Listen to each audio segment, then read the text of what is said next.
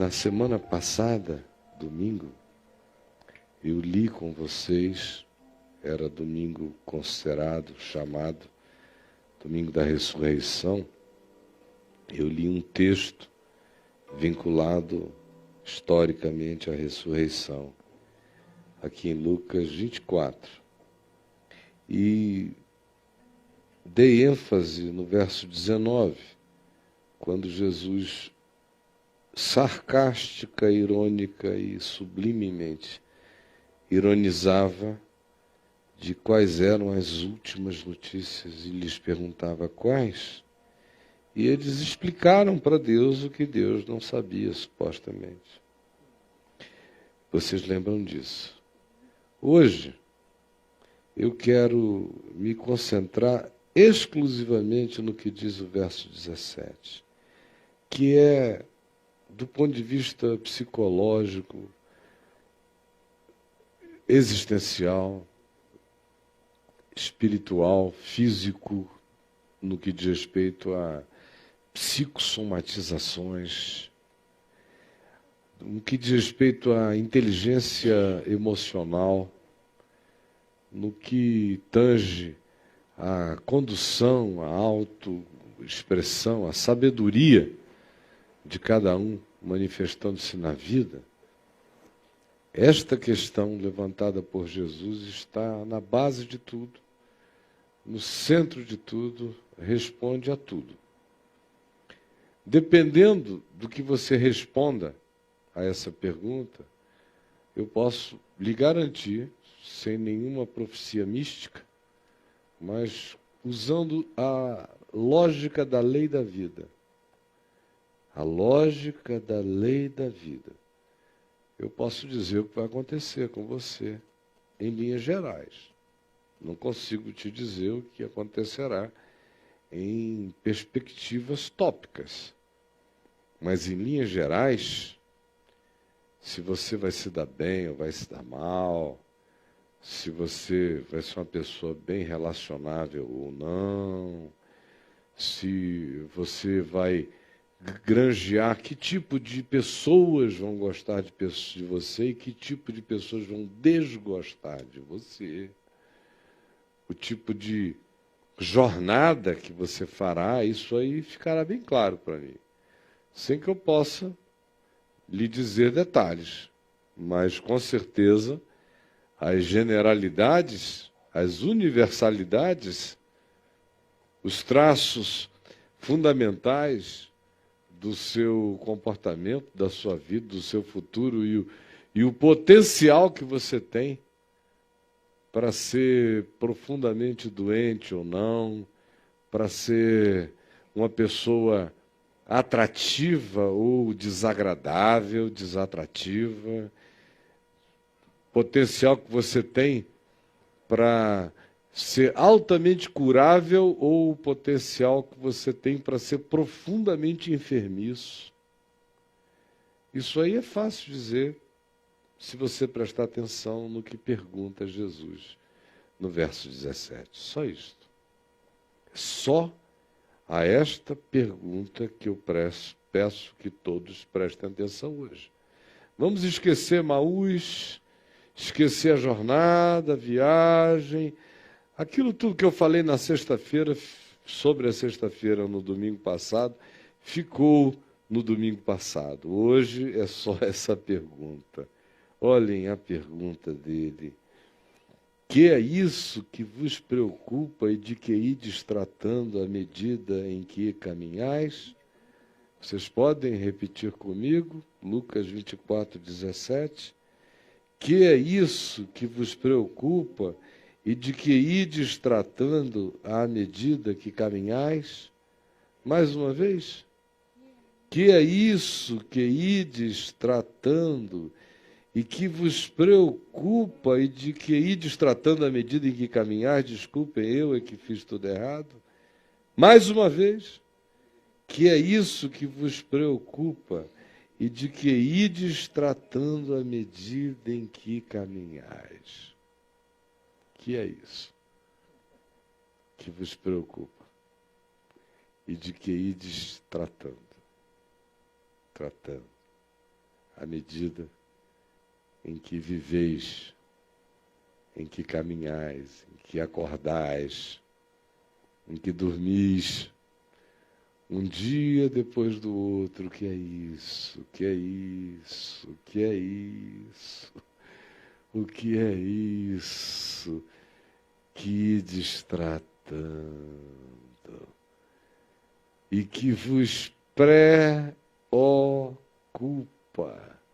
à medida em que caminhais, em que viveis, em que andais, em que acordais, em que prosseguis, em que existis. O que é isso? Essa é a pergunta que eu tenho que responder todo dia. Todos os dias. Eu deveria botar isso pregado para o meu primeiro olhar do dia, em qualquer lugar aonde eu fosse. O que é isso de que ides tratando e que ocupa a vossa mente, o vosso pensamento, vossas emoções, vossos sentimentos, à medida em que vocês entram, saem, acorda já com o que na cabeça? Dorme com o que na mente? Passa o dia emocionado, tomado, possuído, ocupado, preocupado, tratando de quê? Interiormente. Não é fora. Fora a gente engana muito. Fora a gente faz muita atividade mecânica. Quem olha até pensa que você está cozinhando. Quem olha pensa que você está escrevendo. Quem olha pensa que você está consultando, que você está clinicando, que você está operando, que você está advogando, que você está resolvendo uma questão burocrática no órgão ao qual você serve, dando sequência a alguma funcionalidade ou dando até uma aula. Mas dentro, na mente, nos pensamentos, nas emoções, nos sentimentos, há outros temas, há outras ocupações totalmente diferentes. Aquilo do que a gente trata mentalmente e que a gente nem percebe que opera num mundo de natureza autômata. Depois de um tempo, vicia a gente tanto que se transforma numa espécie de parasimpático existencial, psicológico e filosófico e espiritual. Você está mecanicamente concentrado em alguma coisa,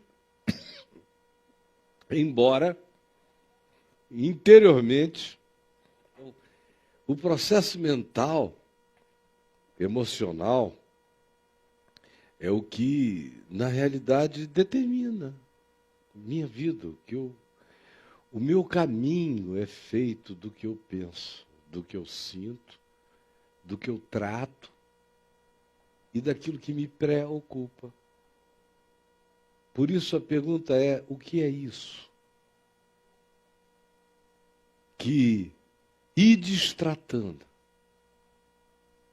Que a gente fala de um lado para o outro, de si consigo mesmo, discute sozinho, briga, enfrenta, responde, se zanga, ou inventa. Mas trata sim. Não para de tratar.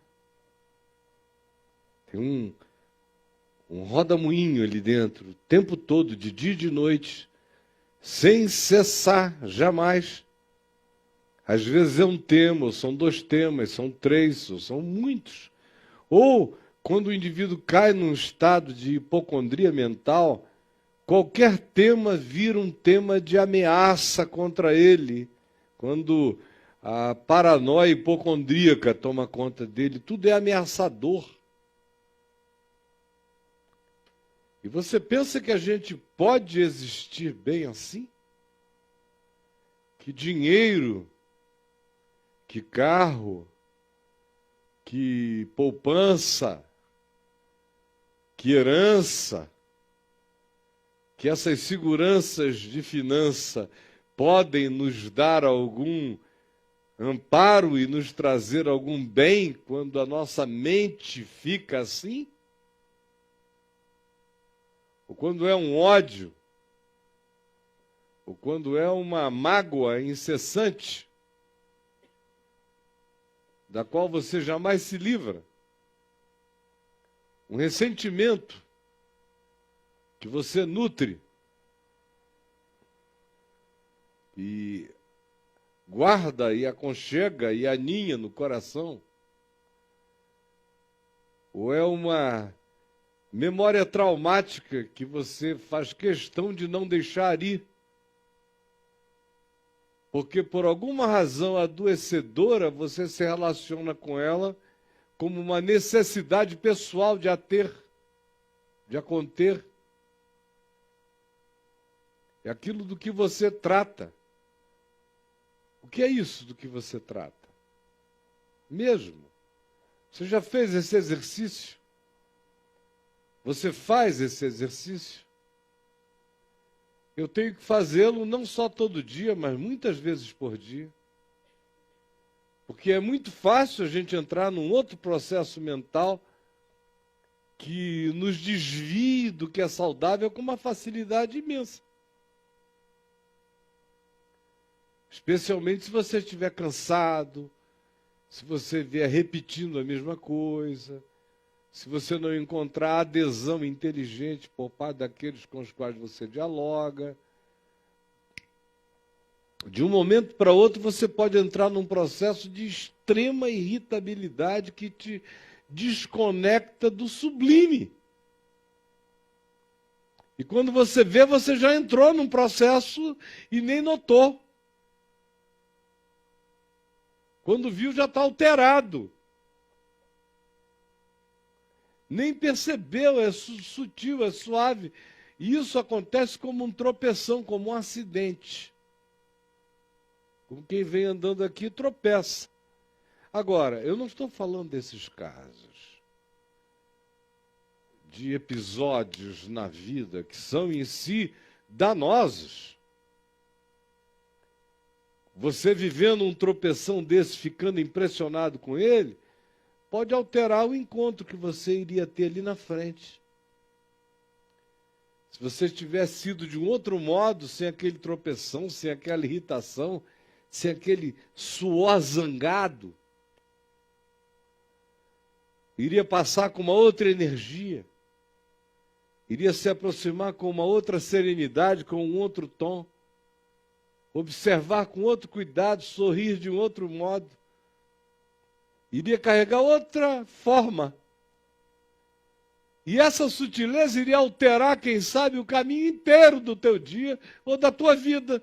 Mas por causa de um tropeção desse, sua exasperação cega, ensurdece, faz você desobservar as coisas, perder milhões de riquezas por causa dos processamentos de lixo. Estou falando de um tropeção, de um dia, de um momento, de minutos fatais que às vezes nos fazem não perceber uma chance que poderia mudar tudo. Agora, imagine aqueles estados crônicos, aqueles que não mudam nunca. Que coisas horrorosas. E tem gente que vive com um tema.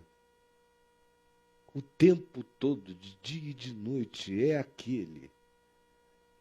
É medo, ou é morte, ou é pânico, ou é raiva, ou é ódio, ou é vingança,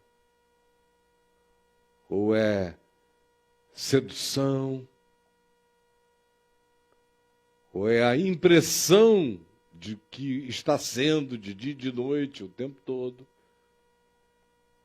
É projetando para o outro todas as intenções que você gostaria que o outro tivesse em relação a você, ou não gostaria, mas projeta, e com ele tendo ou não, tanto faz, passam a ser realidades suas, porque o que é seu não é o que o outro atribui a você, é o que não sai de dentro de você. Isso é seu.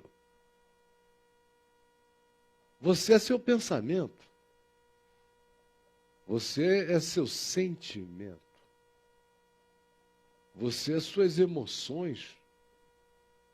Você é seus temas. Você é aquilo com que você trata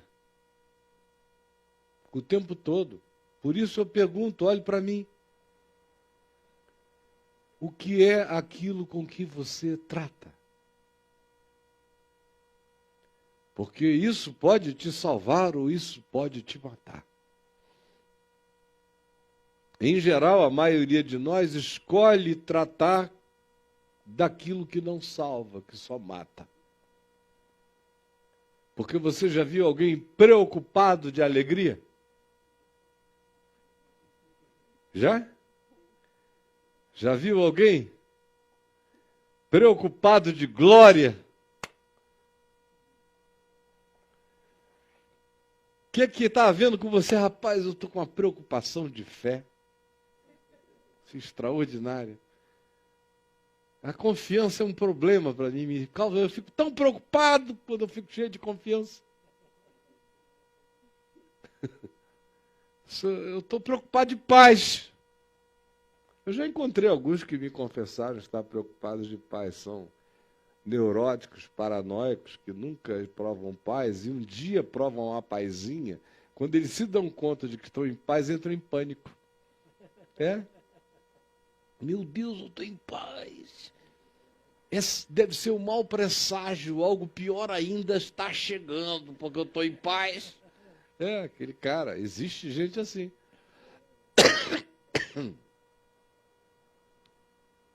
Você já viu alguém preocupado de esperança? Que esperança horrorosa.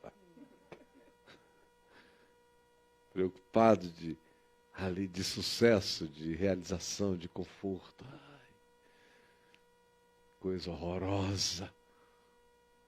Não, as nossas preocupações são ansiedades, são medos, são pânicos, são construções negativas sempre.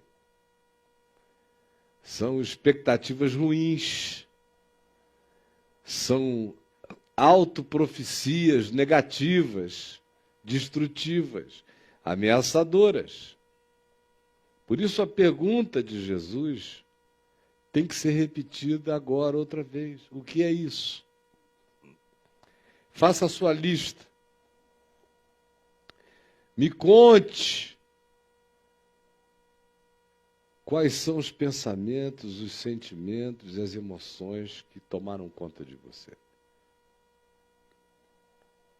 Porque daí é que vêm as suas doenças e as minhas.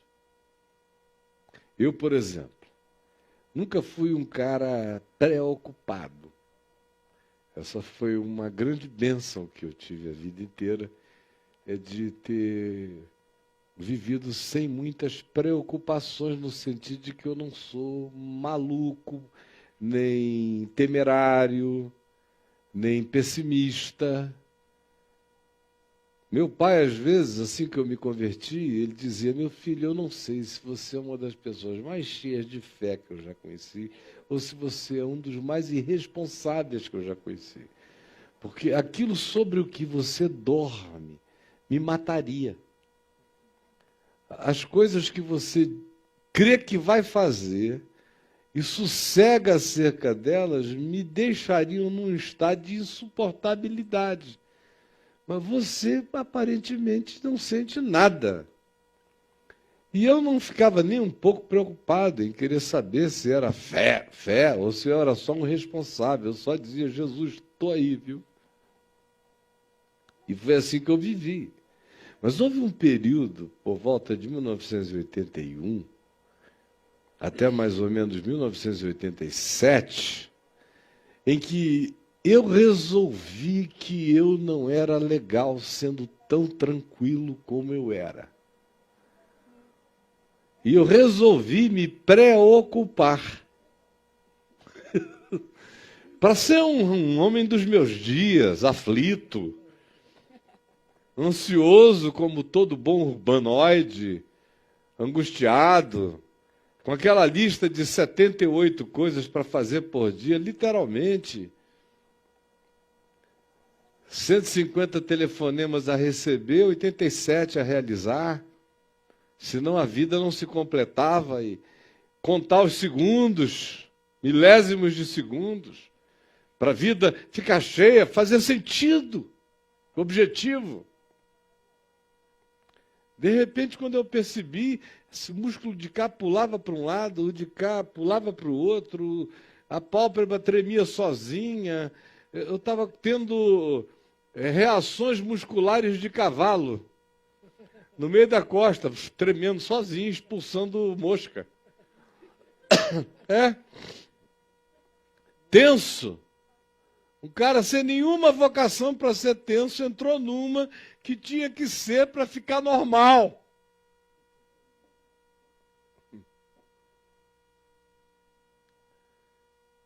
E aí aquele peso.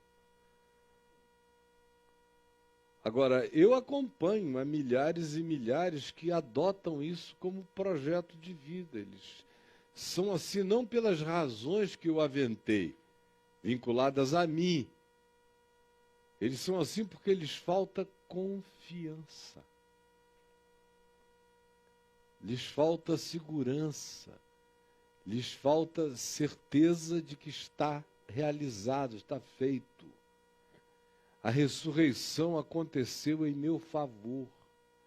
Lhes falta essa certeza. Se eu não tenho essa certeza, se eu não sou um ente escatológico, ou seja, se as últimas coisas já se não me anteciparam, de modo que eu já sou um filho do fim vivendo hoje, se eu não sou de cara já alguém que digo, não tem nada feito, mas já está tudo resolvido. Eu tenho toda a vocação para adoecer de mim mesmo, para fazer mal a mim mesmo e para entortar o meu caminho, desgraçar o meu caminho. À medida em que eu caminho, eu perversifico a minha jornada. Aí eu vou ficar doente do que eu não precisaria. Eu vou perder os relacionamentos que de outra sorte eu não perderia. Ou eu vou dessignificar os vínculos que podiam ser infinitamente mais ricos, mas se perderão pela distração, pelo dreno, pela entrega da minha alma àquilo que não é vida, que não merece fazer parte daquilo que eu trato, nem daquilo que me preocupa à medida em que eu vivo. Se nós estivéssemos hoje aqui, olhe bem para mim, por favor, o que eu estou dizendo parece óbvio, mas, conquanto seja,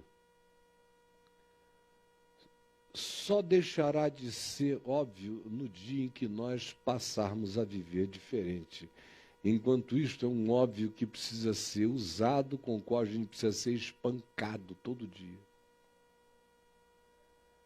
Porque se tivéssemos a coragem mesmo de nos perguntar agora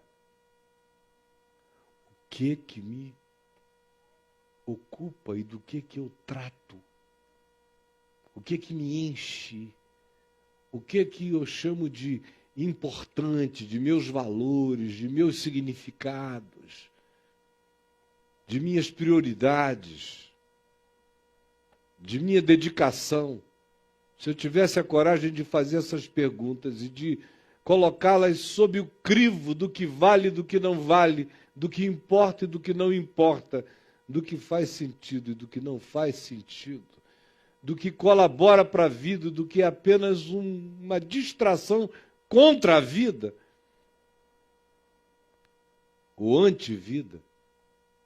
Ah, meu irmão, minha irmã, provavelmente a gente eliminasse 95% daquilo que a gente chama de minha existência. Jesus disse que tão pouco é necessário, mas que é isso? Que ir destratando. É tanta coisa de que ir destratando. E que vos preocupa à medida em que caminhais e pouco é necessário. Ou mesmo uma só coisa. Quem é que escolheu a boa parte? Aquela parte que não é tirada. O bom combate, como Paulo chamava. O bom combate é feito de pouca coisa.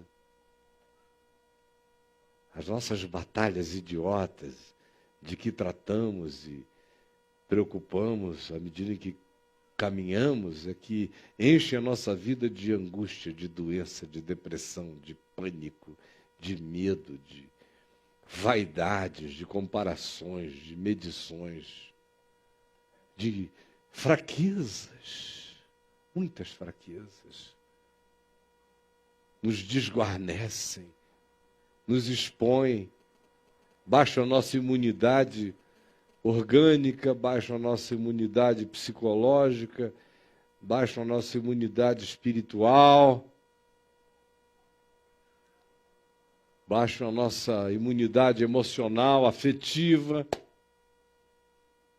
nos deixam vazados, vulnerabilizados, desnecessariamente. Agora olha aqui para mim. Quando eu pensei nessa pergunta de Jesus hoje, quis levantá-la de novo para vocês, para forçar a gente a olhar para dentro da nossa existência e ver o que nós tratamos, o que é e quais são os temas loucos da nossa vida. O que nos ocupa e nos preocupa. E falsifica nosso caminho, e atrasa a nossa jornada, e paralisa a nossa vida.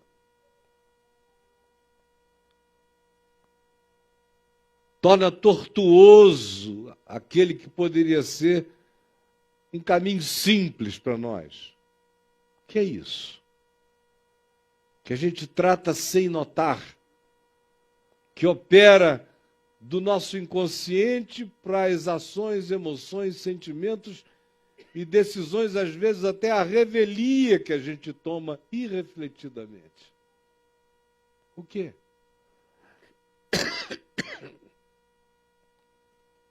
Tudo nasce da vaidade, tudo nasce da arrogância, tudo nasce da soberba, tudo nasce do medo da morte, dessa contagem regressiva que a gente se impõe, que é a mãe de todas as ansiedades. De onde vêm as nossas ansiedades? Ora, eu fico ansioso em relação a algo. É porque me parece que algo está sendo esgotado, por isso eu fico ansioso. Eu estou num processo de desperdício, por isso eu fico ansioso. Algo está se exaurindo, por isto eu fico ansioso. Algo está passando, por isso eu fico ansioso. A morte está chegando. O tic-tac, tic-tac, regressivo, está estabelecido, por isso eu fico ansioso. Disseram que eu tenho objetivos a alcançar antes que escureça, por isso eu fico ansioso. Dizem que eu tenho que ser alguém assim e de outra forma quando eu atingir o nível tal da vida. Como eu não estou atingindo, eu fico ansioso.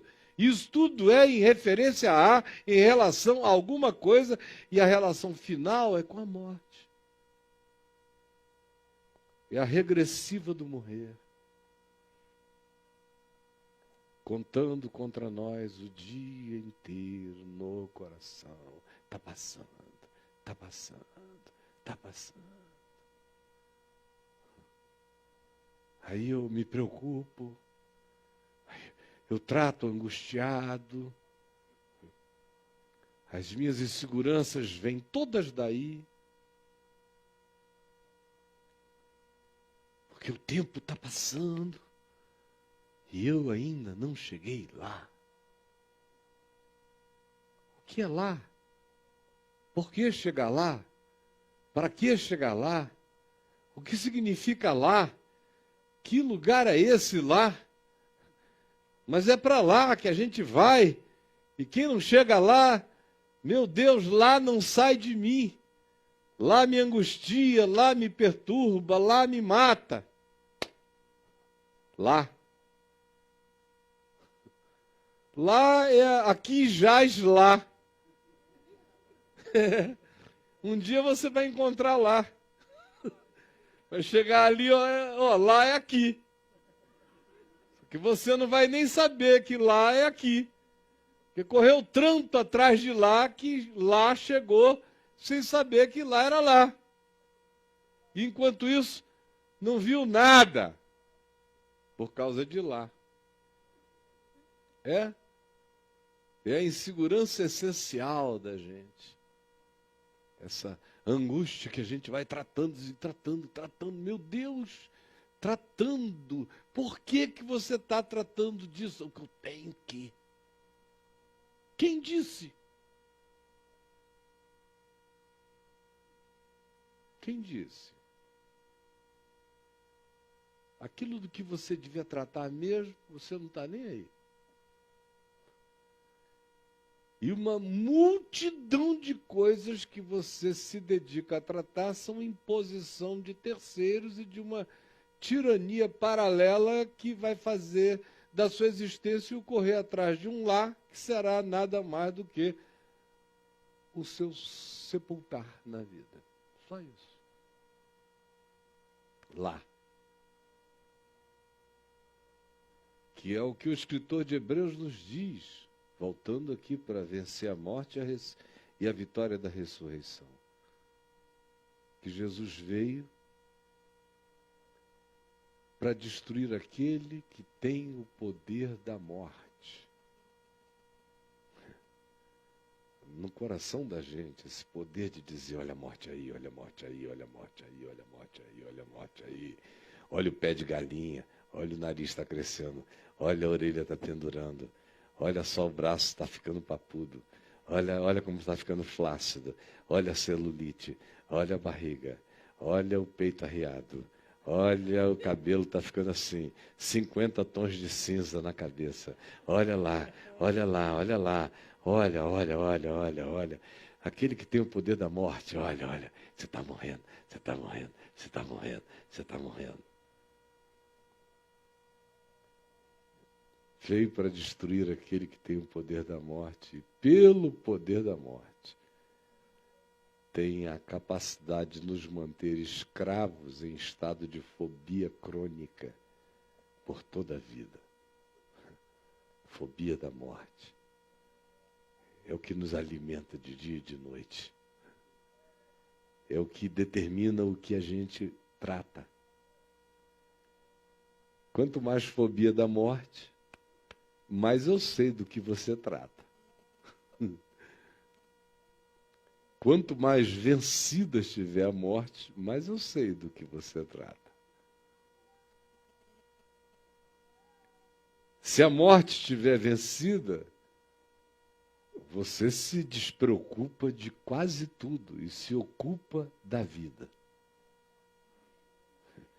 Mas enquanto a morte não está vencida, você não se ocupa da vida e se preocupa de tudo que não é vida.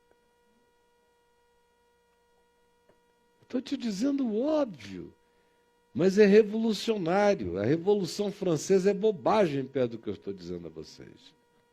Muda a terra, muda o mundo, muda tudo, se a gente compreende essa tolicezinha, que só nasce de confiança. Como no Salmo 27, que foi um salmo que veio à minha mente quando eu pensei nessa pergunta de Jesus. De que ides tratando? E o que vos preocupa à medida em que caminhais? Aí esse salmo tão lindo veio ao meu coração. O Senhor é a minha luz e a minha salvação. De quem terei medo? Isso é muito poderoso quando é o que está na sua mente. Não é uma poesia de salmo. É uma existencialidade. O Senhor é a minha luz e a minha salvação. De quem terei medo? O Senhor é a fortaleza da minha vida. A quem temerei? E olha, esse cara tinha problemas concretos.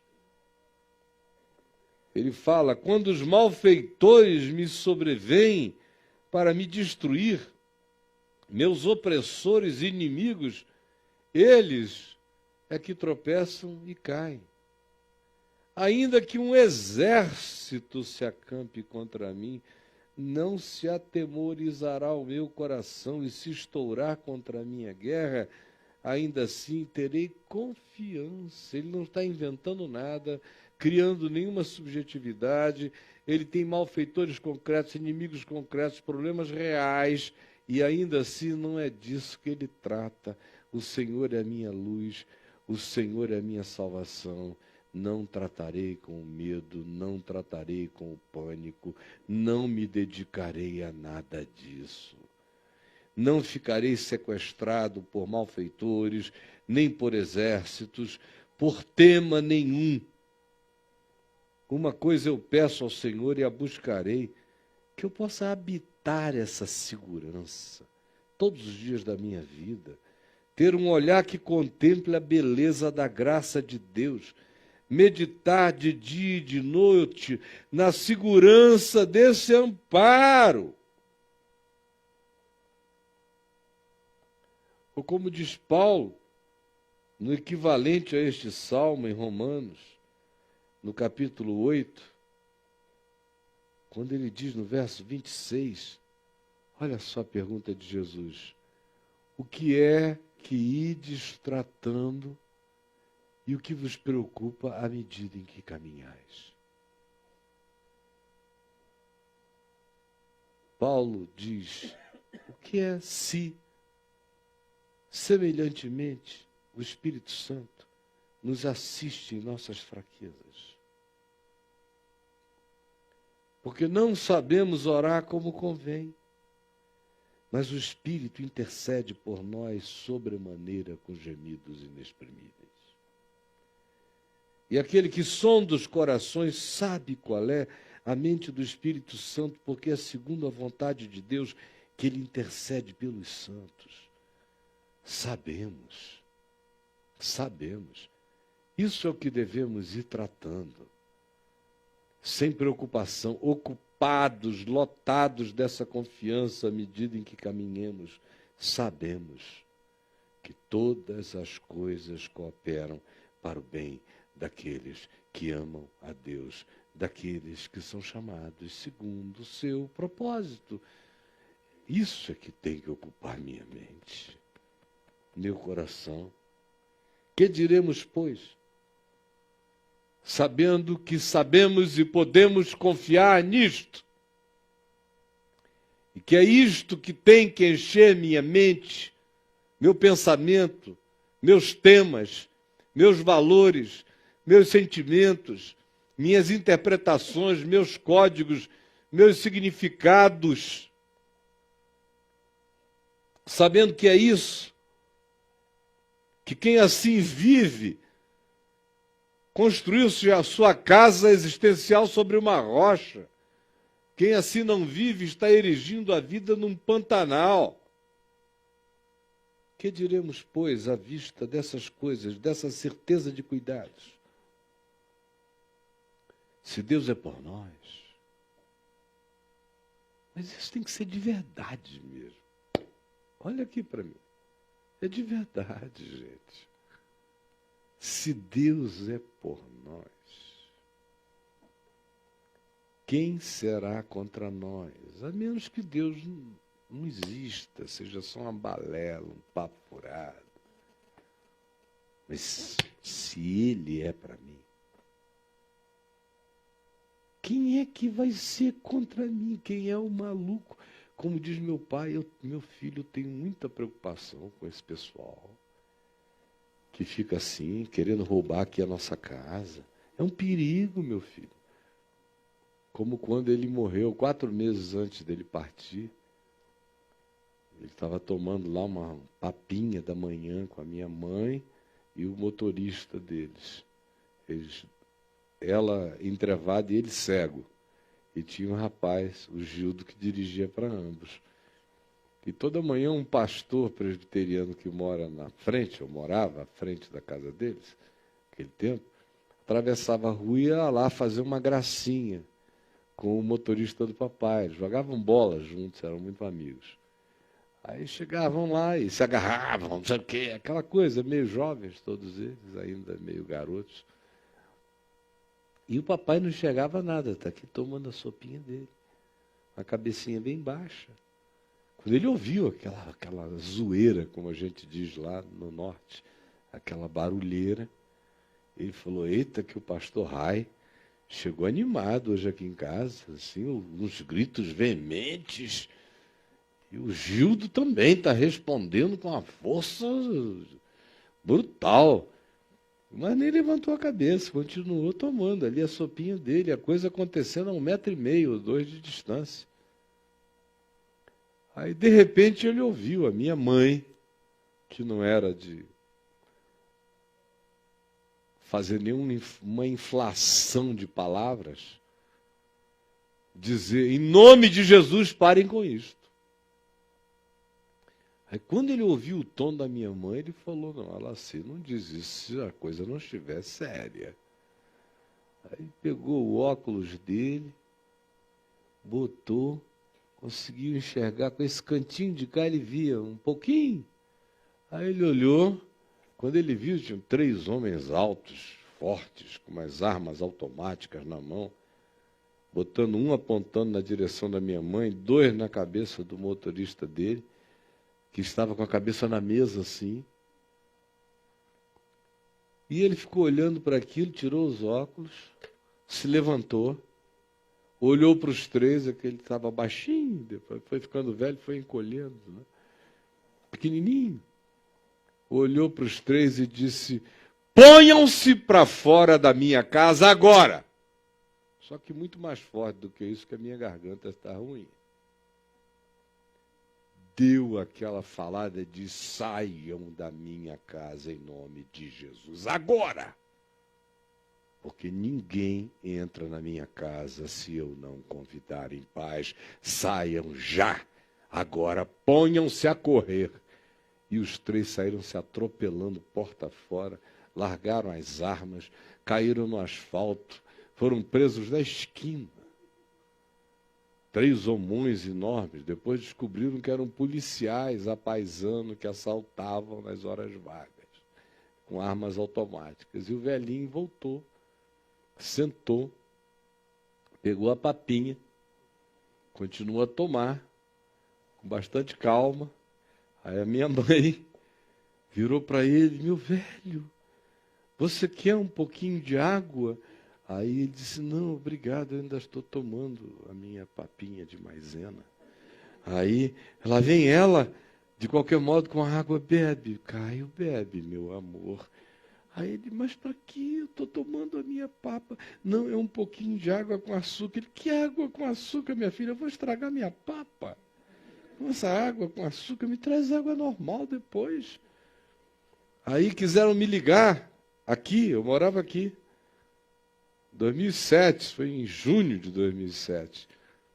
Me ligar para contarem a história. Ele, não, vai preocupar o Caifás. Ele está cheio de coisas para fazer, coitado. Cabeça ocupada. Ocupá-lo com besteira. Eu sei que lá pelas 7 da noite, uma das minhas irmãs ou sobrinhos me ligou e me contou. Aí eu ligo para ele na mesma hora. Papai, como é que o senhor não me conta o que aconteceu hoje aí, essa coisa? Eu falei, meu filho, tudo bobagem, né? Aliás, meu filho, eu só queria, se eu pudesse conversar com esses rapazes, eu só queria falar 3 coisas. Aí eu perguntei, o que o senhor falaria a eles?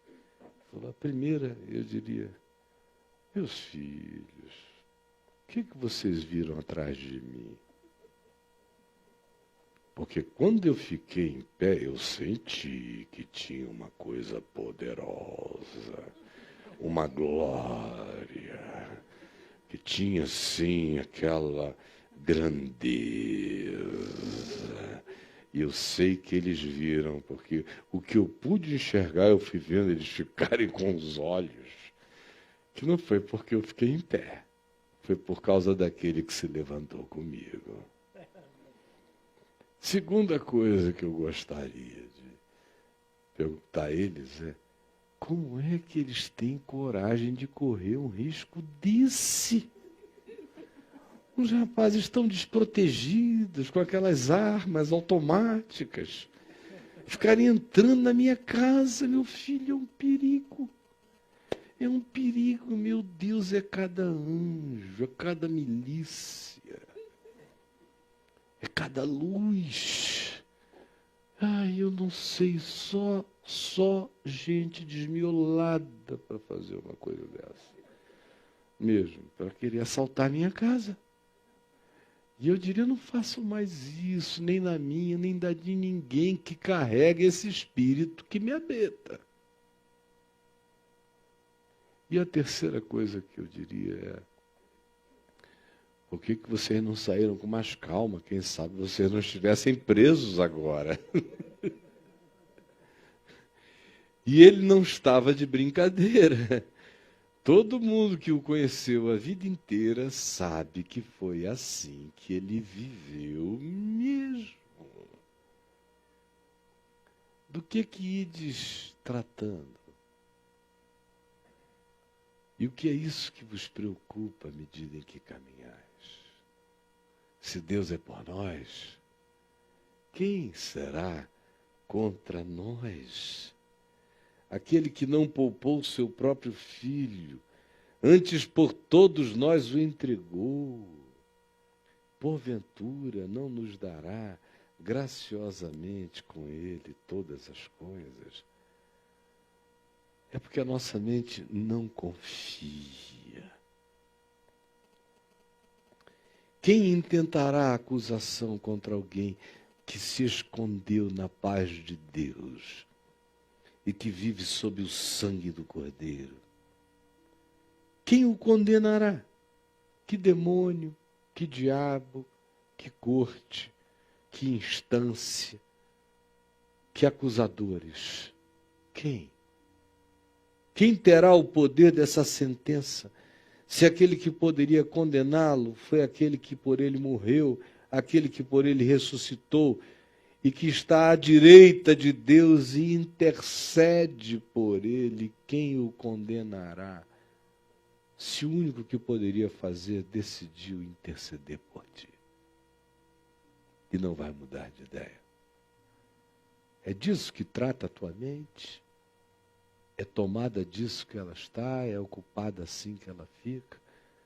É lotada dessa convicção em paz que você anda?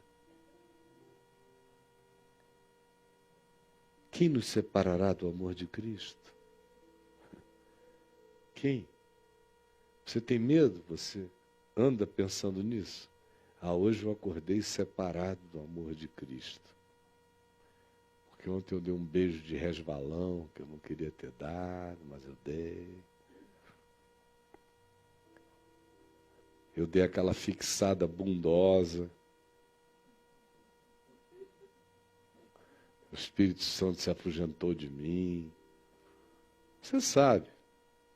A culpa miserável.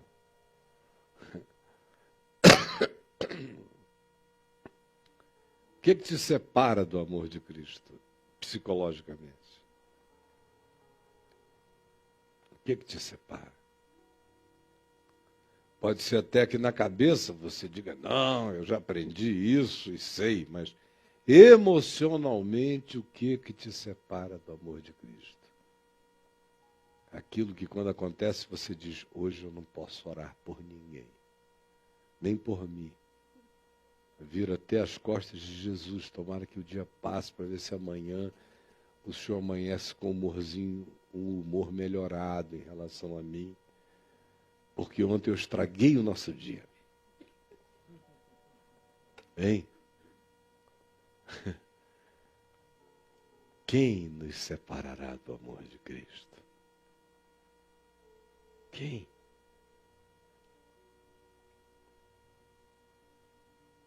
Será tribulação ou angústia? Tem gente que acha que porque está angustiado, está separado do amor de Cristo. Quanto mais angustiado eu esteja, mais o amor de Cristo eu quero. Não é a angústia que me separa. O que mais me separa do amor de Cristo é a indiferença. Perseguição, fome, ou nudez, ou perigo, ou espada.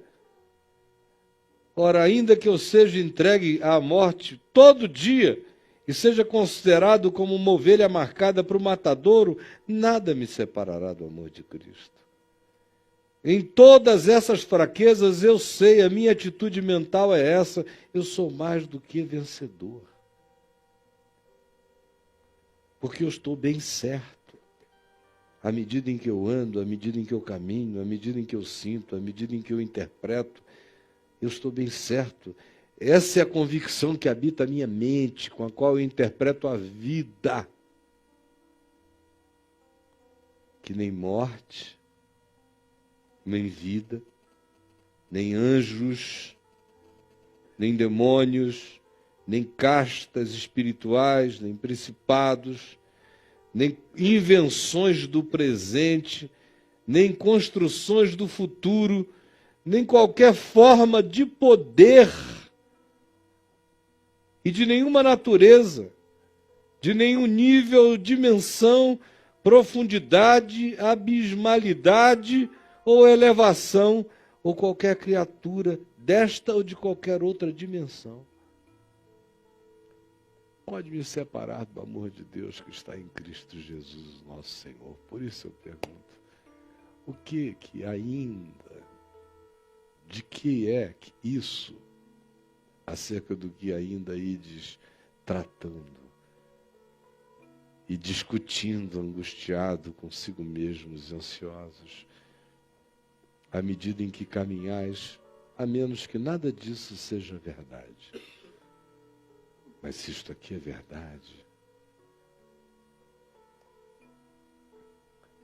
é mais fácil eu morrer de um infarto de alegria do que eu morrer de um infarto de decepção. Porque não é decepção que ocupa a minha mente, nem a maldição dos homens, nem a opinião de terceiros, nem o que atribuam a mim, nem os ódios. Nada disso passa perto de mim. Eu sei que eu sou mais do que vencedor. Que o Espírito Santo intercede por mim nas minhas fraquezas. Que todas as coisas cooperam para o meu bem, porque eu amo o que é bom, eu amo o que é bem, eu amo a Deus, eu te amo. Eu amo o meu próximo, eu amo o meu inimigo. Eu amo o que não gosta de mim, eu peço ao Senhor que tenha misericórdia dele. Então tem uma conspiração em meu favor. Eu vou ser sempre um homem abençoado. Sempre. Só se eu desistir do bem. Mas se eu não desistir, eu vou ser sempre um homem muito abençoado.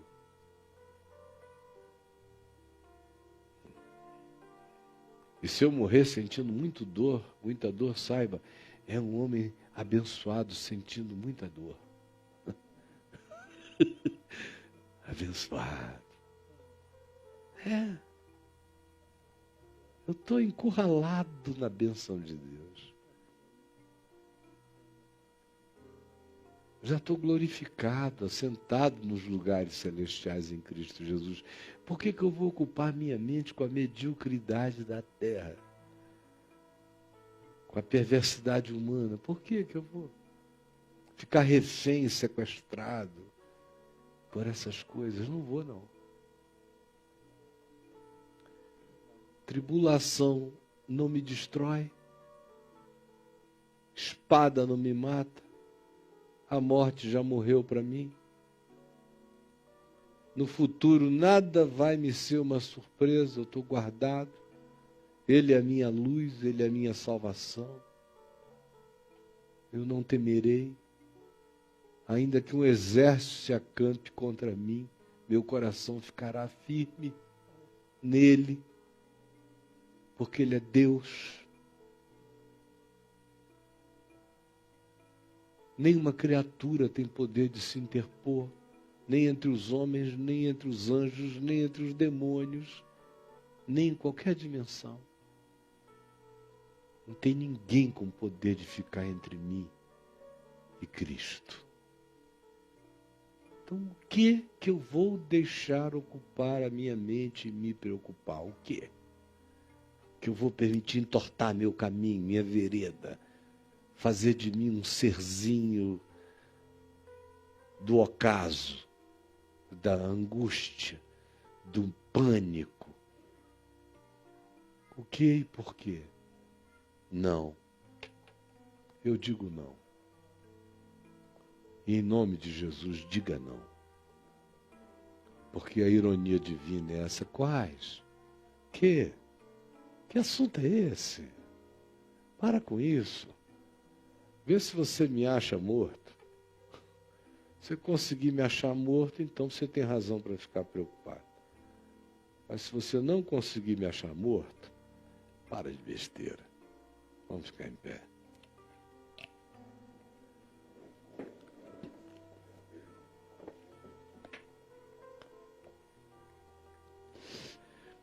Vamos dar as nossas mãos.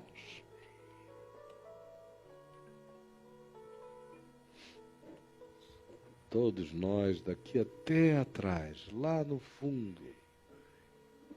E se você está em casa, junto à sua mulher, filhos, amigos, tem gente que se reúne em auditórios, em salões, alguns até em teatros com telões, e participam desse momento em volta do planeta todo,